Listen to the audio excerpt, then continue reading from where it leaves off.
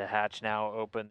Astronauts face many dangers hurling themselves into outer space, but a new study highlights a different kind of threat: anemia.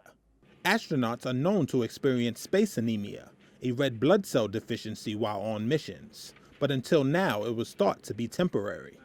Doctors attributed it to the destruction of red blood cells, or hemolysis, resulting from fluid shifts as astronauts' bodies accommodated to weightlessness, and again as they reaccommodated to gravity.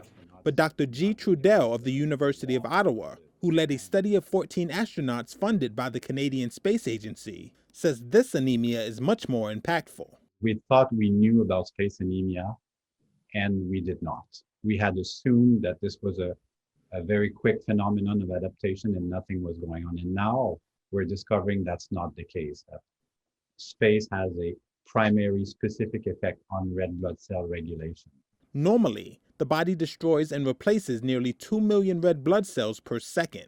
Trudell's team found astronauts' bodies destroyed 3 million red blood cells per second during their 6-month missions. The message is there's a knowledge gap here that we need to fill in terms of the mechanism, in terms of the countermeasures, in terms also of the planning of the mission.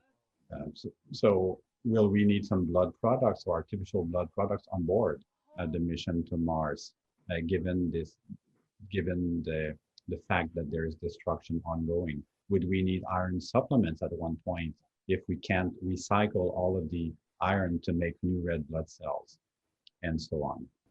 Having fewer red blood cells in space is not a problem when your body is weightless, he added. But after landing on Earth, and potentially on other planets, anemia could affect astronauts' energy, endurance, and strength.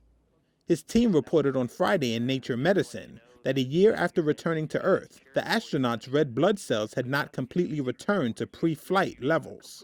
Researchers said even space tourists lining up for short trips might have to stay home if they are at risk for anemia or red blood cell deficiency. Trudell's team is studying ways to fix the problem.